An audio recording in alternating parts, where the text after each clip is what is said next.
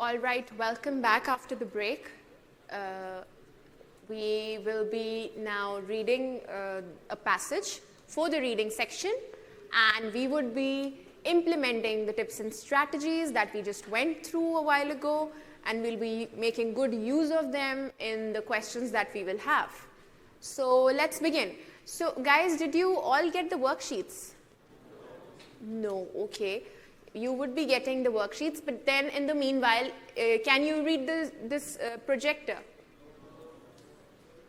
Wait, you can't read this text? It's not clear?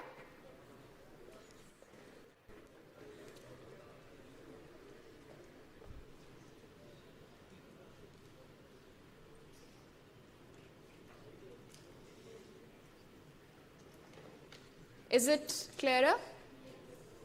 Who's saying no? I think it can't be any clearer than this. All right. So the reading section, the first passage, let's see how it goes. I'm going to read the directions first, and then you'll be getting the passage on the worksheets as well. So I'm going to read it, but before that, I'm going to just quickly go through the directions, okay? And before I'm actually going to read the passage, I'm going to give you guys some time to go through the questions, because that is what we have to do first, right? So the directions say 65 minutes, 52 questions. Turn to section 1 of your answer sheet to answer the questions in this section. Each passage or pair of passages below is followed by a number of questions. After reading each passage or pair, choose the best answer to each question based on what is stated or implied in the passage or passages and in any accompanying graphics such as a table or graph. So these are the basic instructions, and I'm sure you all understand what they are about. Okay. So you would be going through the first 10 questions related to the first passage. I'm going to give you 5 minutes to go through the questions, okay? And exactly after 5 minutes, we read the passage together. Go through questions 1 till 10. Yes? Wait, can I see this? The emotions are very complicated in this. No, this is not the one.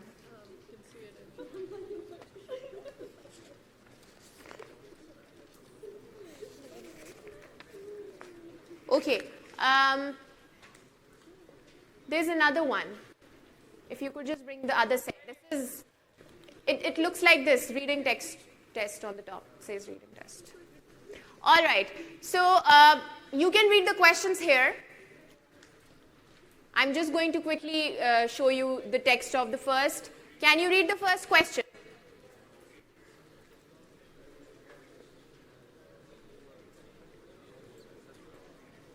Could you please show me the worksheet? This is the one. This is the one. It says Dragon Works Apple Drum.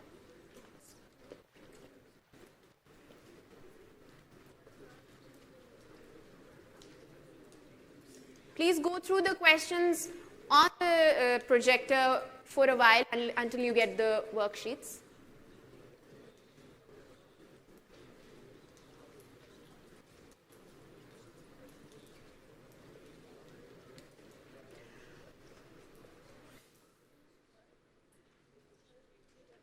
Okay, so while you go through the questions, you can also underline any question statements or make note of something, and don't be horrified of any difficult words that you come across.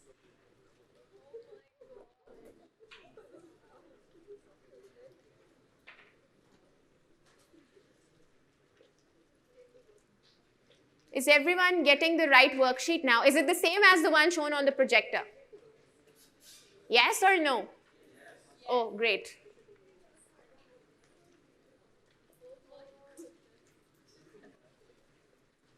There is one question paper, the reading test.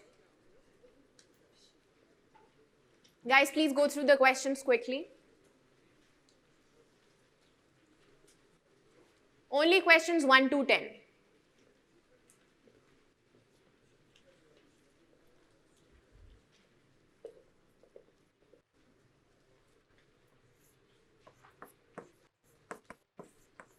First passage, question 1 to 10. Go through these.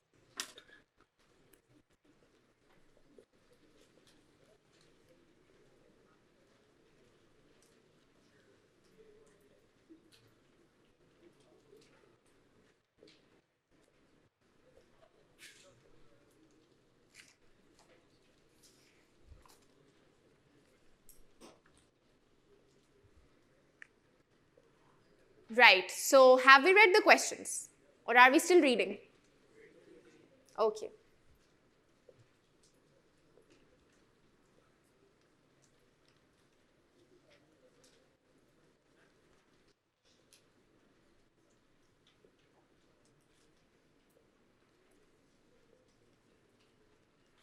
So are the questions easy or difficult?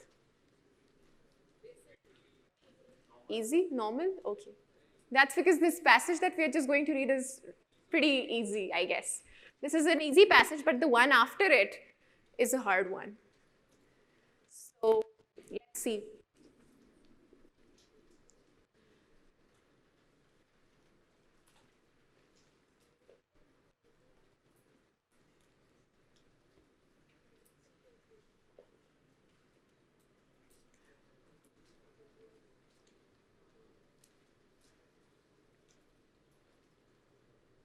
All right, so shall we begin? Okay.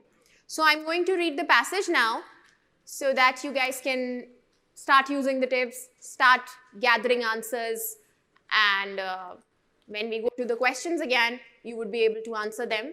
And I'm sure you all will be able to answer all of the questions. Okay. So questions 1 to 10 are based on the following passage. So what do we do first? We read the pretext first. Nobody reminded me of that. You have to read the pretext first and then the questions. Who would like to read the pretext? Very loudly. Can you read it? The pretext. Okay, that's fine. I'm going to read it. This passage is from Carl Zaffin, The Angel's Game, 2008 by Dragonworks, SL translation, 2009 by Lucia Graves.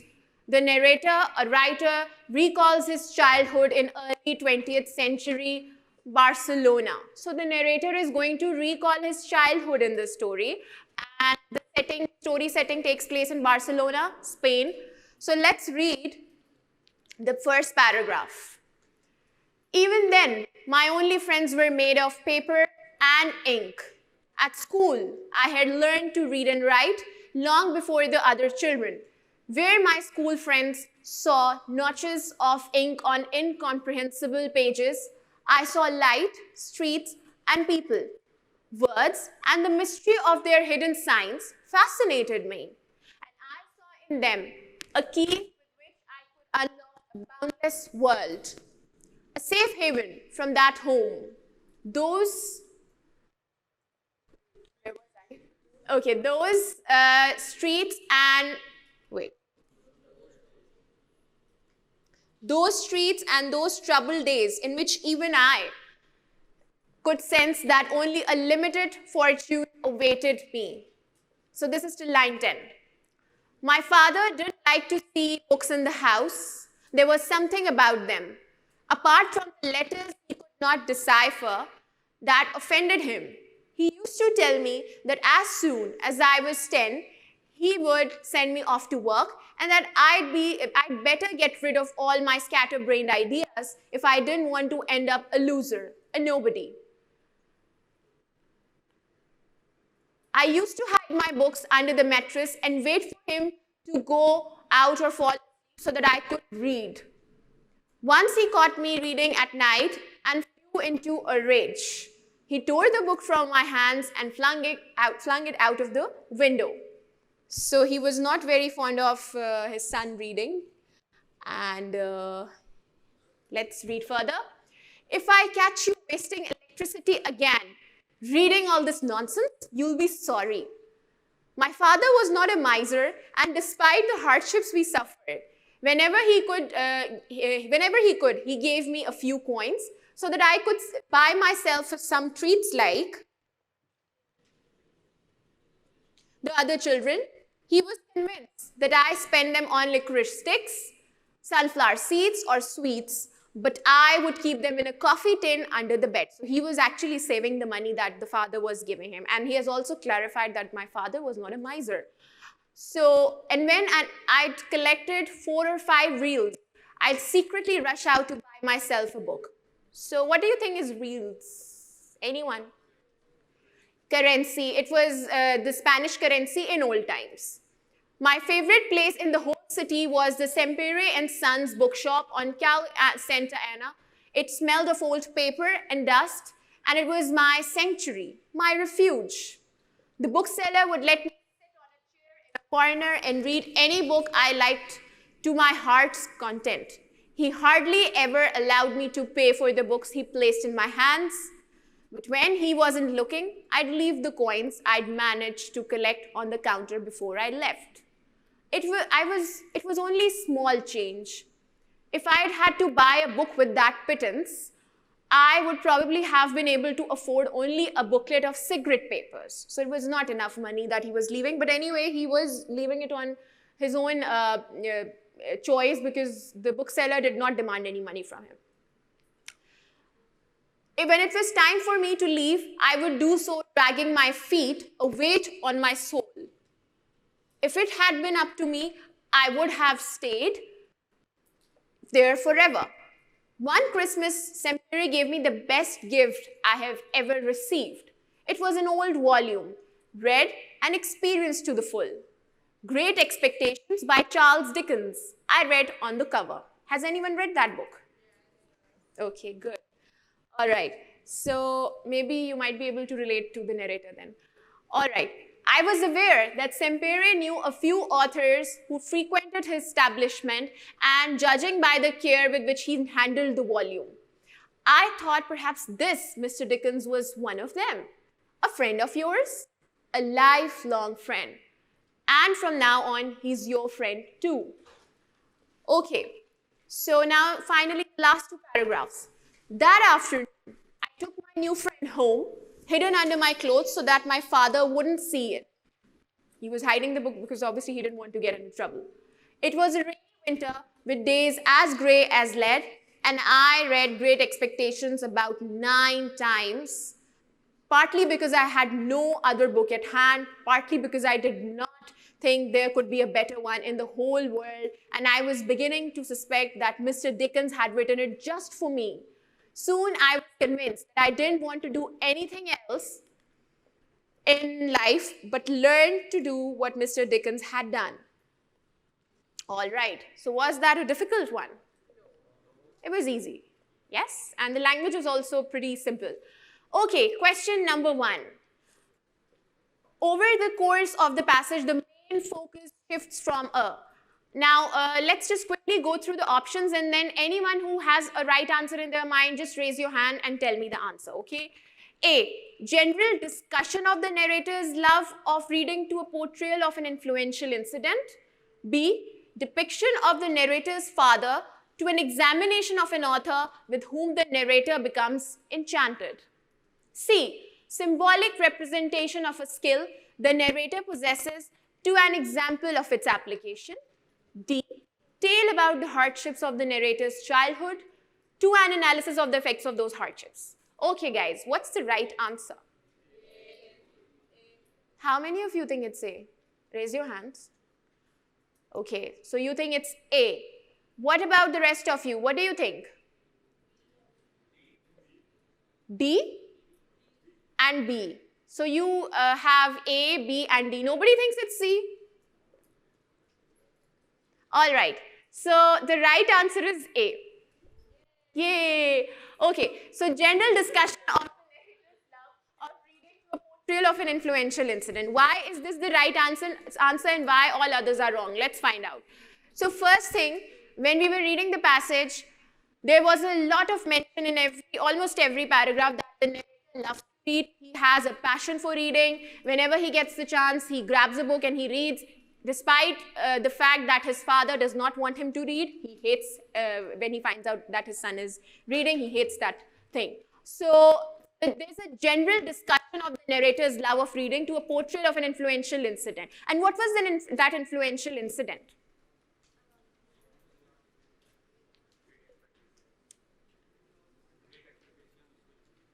Yes, so when he read, absolutely right, he said Great Expectations. So when he read Great Expectations, that was the most influential moment of his life, and that was when he realized that he could actually be something bigger than he has ever thought of. He could be an author, a writer. So this is basically the right answer. Now let's see why B and C and D are wrong. Depiction of the narrator's father to an examination of an author with whom the narrator becomes enchanted. So the first thing, the very first part of the statement, narrator's father depiction. I know that the father has been mentioned in the story, and there are points where he has been mentioned as being very, very strict, and there are moments where he has been mentioned as someone who's nice also to his son, but he is not the central focus of the story. The central claim, the main message of the story is that the narrator is very fond of reading. So that is why B ultimately not be the right answer. And then it says examination of an author with whom the narrator becomes enchanted. The narrator does become enchanted with Charles Dickens, but there is a mention of this only in the last paragraph. Over the course of the passage, the main focus shifts from a B is not the right answer in the context of the question statement. So that is why we cancel out B, and we now look at why C is not the right answer. Symbolic representation of a skill the narrator possesses to an example of its application. There is a skill that the narrator has. He loves to read, and it comes to him naturally. However, it is not symbolically represented within the passage. It's very clearly stated that he loves to read. So there's no symbolic representation, and which is why none of you has selected C as the right answer. So good on you for that. Now D, tale about the hardships of the narrator's childhood to an analysis of the effects of those hardships. The story does mention that he had a difficult life. There were difficult and, circumstances in which he had to be, his father used to scold him for reading and all that, but he wasn't rich either. However, the entire story focuses on the fact that he loved to read and how he grew his passion and ultimately concluded to this thing that he wants to become a writer in future. So the entire story is not a tale of his hardships, not a tale of analysis of the effects of those hardships. In fact, it is a tale of a narrator's love for reading and how he pursues it as a career later. And that is also just mentioned in the last line that he wants to be an author. So the entire passage is basically about the reader's love for reading, the author's love for reading. Just a second.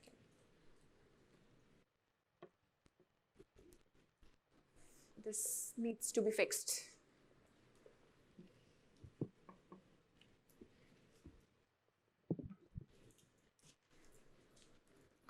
Okay, I'll read the next question from here and we'll wait for this to get fixed. All right, number 2. The main purpose of lines 1 to 10, even till awaited me, is to, yes, introduce, option A, introduce the characters who play a part in the narrator's story, list the difficult conditions the narrator endured in childhood. C, describe the passion that drives the actions the narrator recounts.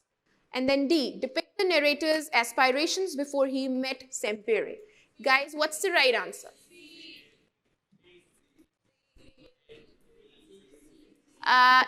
Okay, how many of you think it's A? Raise your hands. How many of you think it's B? Okay, and how many of you think it's C? And how many of you think it's D? Okay, so guys, C is the right answer, majority is right. So why C is the right answer? Let's quickly go through this option. Describe the passion that drives the actions the narrator recounts. What is the action that he ultimately takes? He decides to become an become an author, right? So his passion has been discussed again and again, repeatedly throughout the story, how he finds refuge in reading the books, how he thinks that, you know, it is a sanctuary to him, and when he compared to his friends, how he tries to make meaning out of whatever he's reading. So it is basically the entire, the purpose of lines 1 to 10. Let's read the paragraph, lines 1 to 10, and then we will realize what it is all about. Even then, my only friends were made of paper and ink.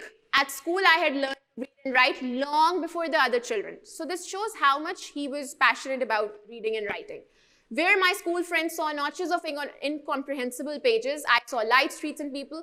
So he's comparing himself to his friends, that they used to see marks of ink on the paper, but I used to imagine characters. I used to make a picture in my mind related to those words. Words and the mystery of their hidden signs fascinated me, and I saw in them a key with which I could unlock a boundless world, a safe haven from that home, those streets, and those troubled days in which even I could sense that only a limited fortune awaited me. So it's, you know, very beautifully explaining how the narrator has love for reading and how it is reflected in his studies, in his thinking.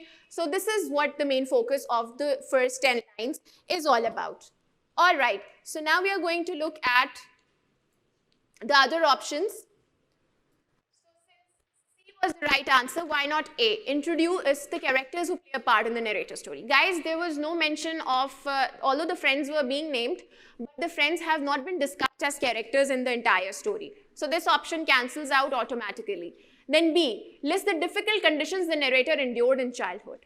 The focus of the paragraph, the first 10 lines, is on the love for reading, rather than on how difficult his life was. He is imagining himself in the childhood, and then he's explaining how his love for reading grew. So this is again the wrong answer. Then D, depict the narrator's aspirations before he met Simpere. His aspirations are right there in the last line. He was fond of reading, but what he wanted to make out of that fondness and love for reading is mentioned right in the end, that he ultimately wanted to be, he desired to be an author, a writer. So the aspirations are not mentioned in the first 10 lines. So that is why C is the right answer. Okay, now we'll go to question number 3, and we'll see what's the right answer here. With which of the following statements about his father would the narrator most likely agree? A, he lacked affection for the narrator. B, he disliked any unnecessary use of money. C, he would not have approved of Sempere's gift. D, he objected to the writings of Charles Dickens. Okay. How many of you think it's A? Okay, you think it's A. How many of you think it's B? How many of you think it's C? How many of you think it's D? D. All right, so C is the right answer. Good job. Why not A, why not B, and why not D? A, he lacked affection for the narrator. When we were reading the story, this is for the one who said that it's A. When we were reading the story, do you remember that he said that his father gives him money for him to buy candy? So it's not telling us that the father used to hate him or he did not have love for his son. So that is why A is not the right answer. He did have some affection for his son, and it is being discussed in the passage. Then B, he disliked any unnecessary use of money. Now, once again, he was giving money to his son for candies and all of those things. And again, in the story, it says, my father is not a miser. So that is why we can't say that he disliked any unnecessary use of money. Again, this is the wrong answer, right? Now, D, he objected to the writings of Charles Dickens.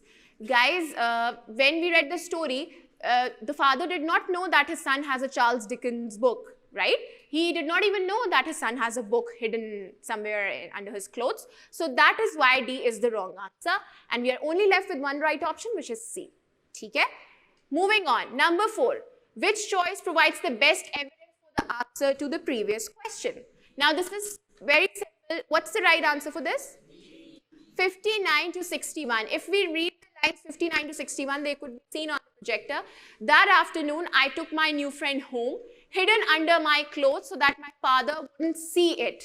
So he is hiding that book from his father, and that is why, related to question 3 and question 4, the right answer is D. So is everyone clear so far? Any confusion?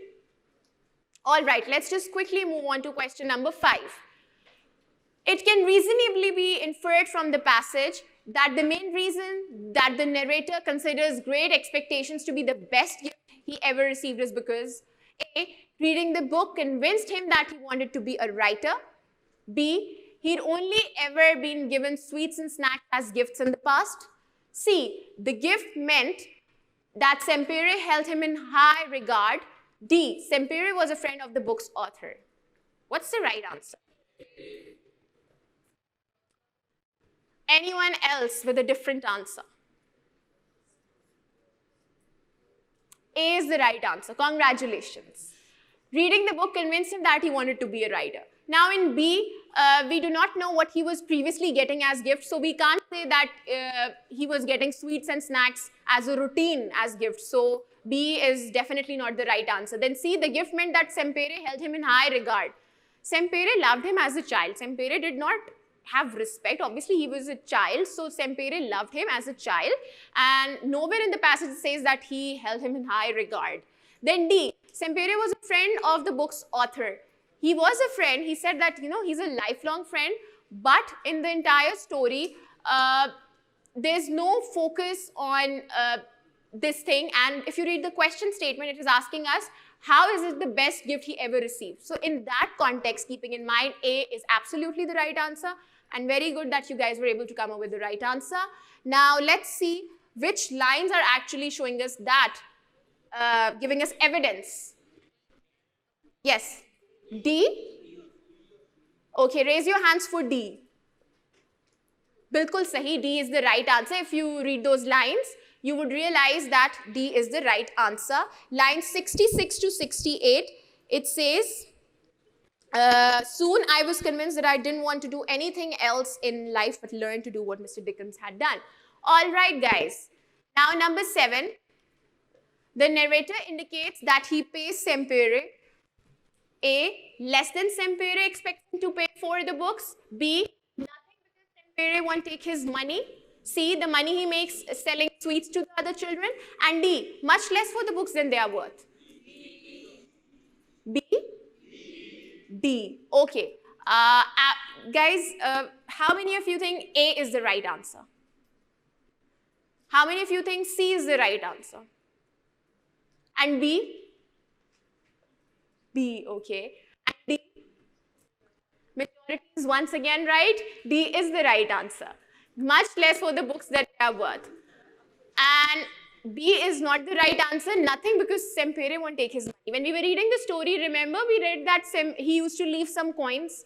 Sempere never wanted his money. He never even expected him to pay. But still, because the child, he knew that there's a value for the books that he's reading. He used to money his father was giving him, he used to save some of it and he used to leave some coins on the counter so that he could pay some of the money, which was not absolutely worth it. So D is the right answer. He knew the worth of the books, so that is why it's the right answer. Number 8, as used in line, a very easy question, line specific question. As used in line 44, weight most nearly means. Read the line and tell me. Bulk, burden, force or clout? Very good. Burden is the right answer. When he used to drag his feet and walk back from the bookshop, he used to have this heavy burden on his shoulders, and he used to feel really bad because he didn't want to leave the bookshop and he wanted to sit there for long and read, but that did not happen. However, other words also somewhat have some meaning, related meaning, but the word that makes most sense here is the word burden. Force, bulk, cloud, they do not make sense here. Number 9, the word friend is used twice in lines 57 to 58. 2A, underline the importance of the narrator's connection to Sempere. Stress how friendships help the narrator deal with his difficult home situation. C, emphasize the emotional connection Sempere feels to reading. And D, imply that the narrator's sentiments caused him to make an irrational decision. What is the right answer? Absolutely right. C is the right answer. Emphasize the emotional connection Sempere feels to reading. When you read this line, you would realize that Sempere had a love for reading as well, although he was a bookseller. But still he loved to read books, and that is why when he was recommending that book to the narrator, he said that you would also hold it very close to your heart because it would become your friend as well, just like it is a friend of mine. So that is why C is the right answer for question number 9.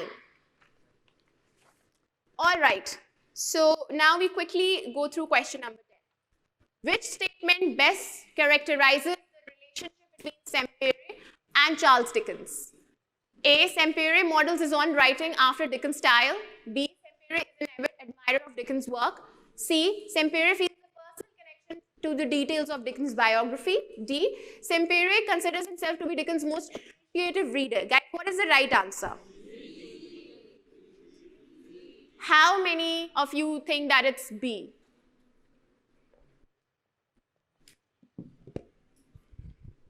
Yes. Okay, and how many of you think that it's D? All right. So the right answer is B. Absolutely right. Why not A, C, and D? Let's find out. Sempere models his own writing after Dickens' style.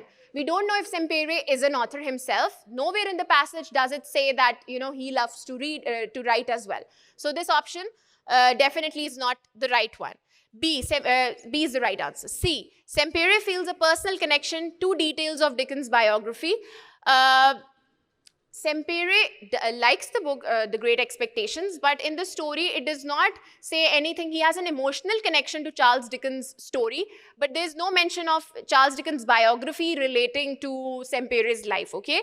So then D, Sempere considers himself to be Dickens' most appreciative reader. He's not in the story.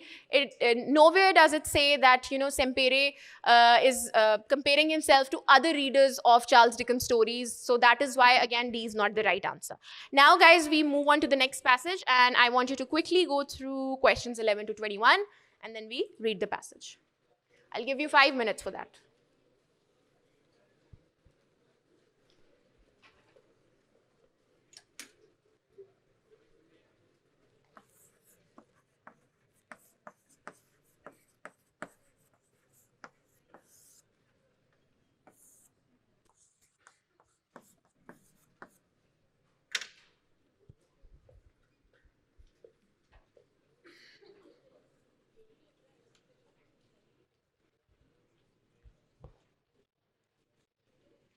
And there is an infographic in this as well.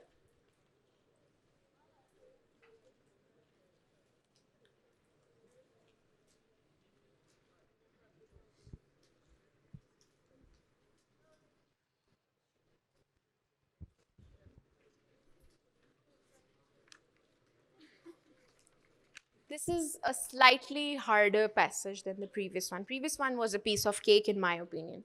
So I think this is where the challenge is going to be, the challenging questions are going to be coming ahead.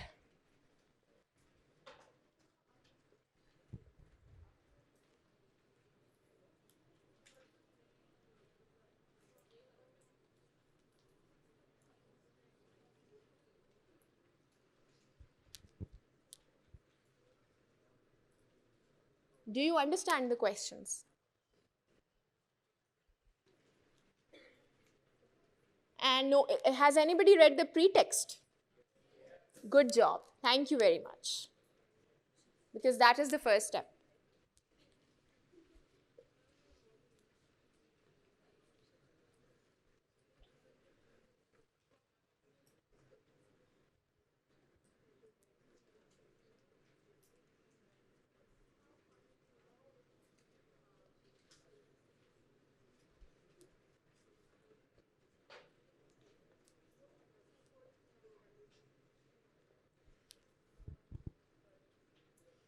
So, do you find the questions difficult? Has the difficulty level risen a bit? Yes? Okay. But I still expect a lot of you to come up with the right answers like you did for the previous passage.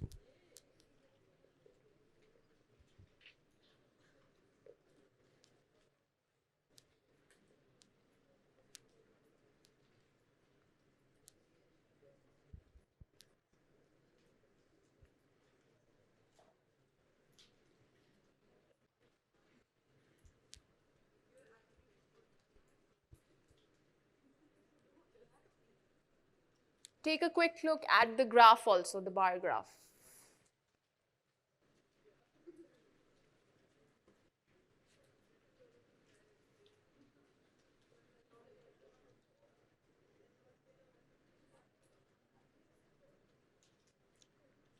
All right, I guess we should start off with the passage.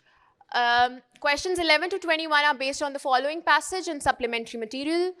I'm going to read the pretext once again. This passage is adapted from Jeffrey Mervis' Why Null Results Rarely See the Light of Day, 2014 by American Association for the Advancement of Science. So this is a social sciences passage, science-based passage. The question of what to do with null results when researchers fail to see an effect that should be detectable has long been hotly debated among those conducting medical trials, where the results can have a big impact on lives and corporate bottom lines. More recently, the debate has spread to the social and behavioral sciences, which also have the potential to sway public and social policy.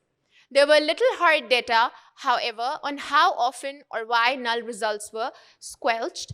Yes, it's true that null results are not as exciting, political scientist Gary King of Harvard University says, but I suspect another reason they are rarely published is that there are many ways to produce null results by messing up, so they are much harder to interpret. In a recent study, Stanford political economist Neil Malhotra and two of his graduate students examined every study since 2002 that was funded by a competitive grants program called TESS, time-sharing experiments for the social sciences. TESS allows scientists to order up internet-based surveys of a representative sample of US adults to test a particular hypothesis. For example, whether voters tend to have favor legislators who boast of bringing federal dollars to their districts over those who tout a focus on policy matters. Malhotra's team tracked down working papers from most of the experiments that weren't published, and for the rest, asked grantees what had happened to their results. In their email responses, some scientists cited deeper problems with the study or more pressing matters, but many also believed the journals just wouldn't be interested. The unfortunate reality of the publishing world is that null effects do not tell a clear story. Said one scientist. Said another, never published, definitely disappointed to see any major effects. Their answers suggest to Malhotra that rescuing findings from the file drawer will require a shift in expectations. What needs to change is the culture, the author's belief about what will happen if the research is written up. He says, not unexpectedly, the statistical strength of the findings made a huge difference in whether they were ever published. Overall, 42% of the experiments produced statistically significant results. Now, this is an explanation of the bar graph. Of those, 62% were ultimately published, compared with 21% of the null results. However, the Stanford team was surprised that researchers didn't even write up 65% of the experiments that yielded a null finding. Okay, so they're not documenting the null results. Scientists not involved in the study praise its clever design. It's a very important paper that starts to put numbers on things we want to understand, says economist Edward Miguel of the University of California, Berkeley. He and others note that the bias against null studies can waste time and money when researchers devise new studies, replicating strategies already found to be ineffective. Worse, if researchers publish significant results from similar experiments in the future, they could look stronger than they should because the earlier null studies are ignored. Even more troubling to Malhotra was the fact that two scientists whose initial studies didn't work out went on to publish results based on a smaller sample. So see how cleverly the scientists were trying to put an effect on the public by publishing only the results that were successful and ignoring the null results. The non-test version of the same study, in which we used a student sample, did yield fruit, noted one investigator. A registry for data generated by all experiments would address these problems. The authors argue. They say it should also include a pre-analysis plan, that is, a detailed description of what the scientist hopes to achieve, and how the data will be analyzed. Such plans would help deter researchers from tweaking their analysis after the data are collected in search of more publishable results. So that's about it, guys. And there is a little explanation of the bar graph. Let's quickly go through that as well. Adapted from Annie Franco, Neil Malhotra, and Geber Simonowitz, Publication Bias in the Social Sciences, Unlocking the File Drawer, 2014, by American Association for the Advancement of Science. How many of you think this passage made sense to you? Okay. So, sir ke upar se guzar gaya, I guess. All right. Number 11. The passage, quickly, let's go through the questions that might help you to understand the passage. You've already read the questions. The passage primarily serves to A, discuss recent findings concerning scientific studies and dispute a widely held belief about the publication of social science research. B, explain a common practice in the reporting of research studies and summarize a study that provides support for a change to that practice. C, describe the shortcomings in current approaches to medical trials and recommend the implementation of a government database. D, provide context as part of a call for stricter control on social science research and challenge publishers to alter their mindsets. Guys, any idea what is the right answer? B is the right answer. Let me just quickly explain you why. B is the right answer because in this particular option, the entire purpose of the passage is to lay an emphasis on documenting the null results, right? And different scientists and their research suggest that when null results are ignored, they are suppressed, they are being removed, excluded, that is when problems occur. And when they're not published, a lot of important information is missed out on. So that is why, keeping in mind that that was the issue, explain a common practice in the reporting of research studies. So the common practice is that null results are excluded, and summarize a study that provides support for a change to that practice. And what was the study? TESS. The Harvard professor suggested that, TESS, that was what the study, how the study was conducted in TESS. And that is how they were able to understand that how important the null results are. And if they are not published, how that results in lack of information and biased results and unfair outcomes. So that is why B is the right answer. Okay, now this is an easy one, number 12. As used in line 21, allows most nearly means admits, tolerates, grants, or enables. Enables. What about this side? What do you guys think? Enables or is the right answer? बिल्कुल सही. Allows जो है वो admits, अगर हम इन सारे words को allows से replace करें, the only word that would make sense is enables. So that is why admits, tolerates, and grants would not be considered as the right options. So the right answer is D. Number 13. As used in line 43, please go to line 43. Strength most nearly means A, attribution, B, exertion, C, toughness, D, significance. Yes. What's the right answer? D is the right answer. When you read the line 43, it says, let me go back to line 43. Yes, so here it is. It says, not unexpectedly, the statistical strength of the findings made a huger difference in whether they were published. So statistical strength. So this means their statistical importance, not their statistical attribution, exertion, or toughness. So that is why significance is the only word that makes sense over here. So guys, is everyone clear so far? Let's move on to question number 14. The passage indicates that a problem with failing to document null results is that A, the results of related studies will be misleading. B, researchers may overlook promising areas of study. C, mistakes in the collection of null results may be overlooked. D, the bias against null results will be disregarded. Guys, what is the right answer? How many of you think the right answer is A? B? C, and D. Okay, so the right answer is A. I'll tell you why. The results of related studies will be misleading. When you read the passage, the experts that were being discussed in the passage, their main concern was that whatever studies are going to take place in future, if the null results are being missed out on, the related studies, they would not be covering important aspects that were there under research when null result findings were obtained. So that is why in the entire passage, the concern of the experts is that the results of the null studies should not be eliminated. Instead, they should also be documented and published. Because with the help of those results, the future experiments, the future research could, be done in a better and in a more progressive and efficient manner. Now, why B is not the right answer? Researchers may overlook promising areas of study.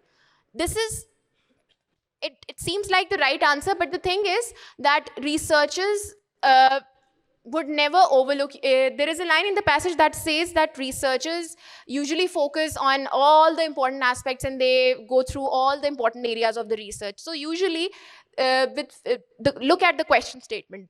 The passage indicates that a problem with failing to document null results. So in that context, researchers may overlook promising areas of study. ऐसा बिल्कुल भी नहीं है. Null results वो सिर्फ eliminate कर देते हैं. They do not want the null results to be published because they want themselves to be, famous and all. So that is why in that context, B is not applicable as the right answer. Then C, mistakes in the collection of null results may be overlooked. Null results publish ही नहीं होते हैं तो उसमें जो mistakes हो रही हैं नहीं हो रही हैं उनका तो फिर सवाल ही नहीं पैदा होता तो that is why she does not seem to be the right answer. Then D, the bias against null results will be disregarded.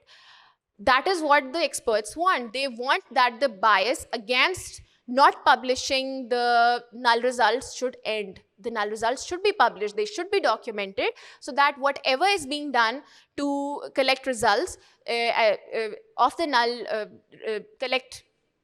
whatever is being done to find out the results of the experiment could actually be, taken into account and should not be repeated again in the future practices. So that is why, again, D is not the right answer. Okay, number 15. Which choice provides the best evidence for the answer to the previous question? Okay. How many of you think D is the right answer? A, B, and C. Guys, the right answer is, it's D. Lines 59 to 62, let's go back and read them. Lines 59 to 62. It says, worse, if researchers publish significant results from similar experiments in the future, they could look stronger than they should because the earlier null studies are ignored. So the concern of the experts here is that if the null results are not being published and only a part of the data is taken into account, the rest of it, which produces null results, is not included, a smaller portion of the data is taken, that would make the results really unreliable. So that is why their main concern was that the null results should be published. And that is why this line correctly indicates the answer to the previous question. So this is the right answer, 59 to 62. A is suggesting biased findings, and let me come back to the question. Yes, A is suggesting biased findings, and option C is illustrating a problem related to not documenting null results. So that is why D is the right answer. Now moving on to question number 16. Based on the passage, to which of the following hypothetical situations would Malhotra most strongly object? Now, this is a very easy question if you have understood the passage. A research team refuses to publish null results in anything less than a top journal. B, a research team excludes the portion of data that produced null results when reporting its results in a journal. C, a research team unknowingly repeats a study that produced null results for another research team. So repeating the study now. Then D, a research team performs a follow-up study that expands the scope of an initial study that produced null results. Guys, what do you think is the right answer? How many of you think A is the right answer? B and C and D. So B is the right answer. I'm glad you guys came up with the right answer. Let me explain why it is the right answer. Malhotra, why would he most strongly object? If you go through the passage, it says that Malhotra's main concern was when it says verse, that the data for the null results is always eliminated. That was Malhotra's main concern. The researchers would instead use a smaller size of data and report their findings on that. So that was Malhotra's concern. So that is why, keeping that in mind, he would most strongly object to a research team excluding the portion of data that produce null results when reporting its results in a journal. Okay, let's quickly, because we are running short of time, quickly go through the next question. Based on the previous question, which choice provides the best evidence for the answer to the previous question? Guys, what is the right answer?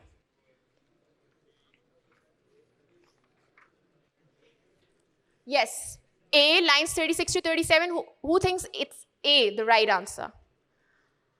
B, lines 45 to 48. And C, lines 62 to 68. Raise your hands, please. Okay, and D, line 69 to 73.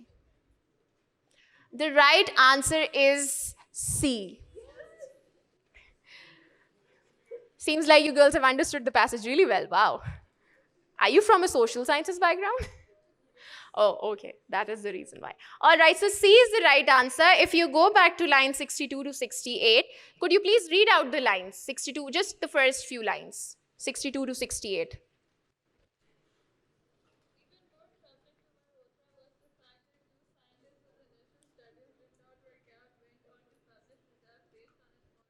Exactly, the thing I said earlier, that the results were published based on a smaller study. So this is where the evidence lies, and this is what Malhotra would strongly object to. So that is the right answer. Number 18, the last paragraph serves mainly to propose a future research project to deal with some of the shortcomings of current publishing practices noted in the passage, introduce a possible solution to problems discussed in the passage regarding the reporting of social sciences studies, summarize the findings of a study about experimental results explained in the passage, D, reinforce the importance of re-examining the results of all social sciences trials. Guys, what is the right answer? B, introduce a possible solution to problems discussed in the passage regarding the reporting of social science studies. The main emphasis is on the social science studies, and there's a solution that is recommended by the experts mentioned in the passage, and the solution is to report all the null results as well to avoid any shortcomings for the experiments in future. Number 19, according to the graph, social science studies yielding strong results were. Okay, now this is related to the graph. Guys, please go back to the graph and tell me the right answer. A, unwritten over 50% of the time. B, unpublished but written 50% of the time. C, published in a top journal approximately 20% of the time. D, published in a non-top journal almost 80% of the time. Guys, what is the right answer? Okay. Have you looked at the graph? What is the right answer? How many of you think it's B? And how many of you think it's C? C is the right answer, guys. Rest of them have given you the wrong figures of the percentages. If you look at the bar graph, the one that says, let me show you. This is where the bar graph is, right? And they're talking about the strong results. So if you look at the strong results bar graph, it is 20% of the, what was the right answer? Wait. Yes, published in a top journal, it's 20%, guys. Published in a top journal. Do you see? The one with the lines, 80 to 100%. So that makes 20%. So if you're a mathematician or if you know how to study bar graphs, you would ultimately realize that all of the other figures given are wrong, and C is the only right one. Okay, let's just quickly go through question number 20. And which of the following statements is supported by the graph? Studies with mixed results was just as likely to be published as they were to be left either unpublished or unwritten. Studies with mixed results occurred more frequently than that studies with strong and null results combined. Studies with mixed results were more likely to be published in top journals than they were to be published in non-top journals. Studies with mixed results were the most common type of social studies, social science studies. Guys, what is the right answer? Okay, this requires a bit of time and we are running short of time. So I am just going to quickly tell you the right answer. The right answer is A. If you look at the bar graph very carefully and go through the options, you would realize studies with mixed results were just as likely to be published as they were to be left either unpublished or written. So the number of unpublished, written, and published is the same. The bar graph size is the same, and it's the second one. So if you look at it carefully, you'll find out. 21. Which statement of the passage is most likely reflected by the data presented in the graph? Yes, C is the right answer, 43 to 45. And this brings us to the end of the reading section, the practice. I hope you guys learned a great deal from the tips and strategies that we learned about today, as well as from the practice that we just had. All the best for your SAT English reading section. Thank you.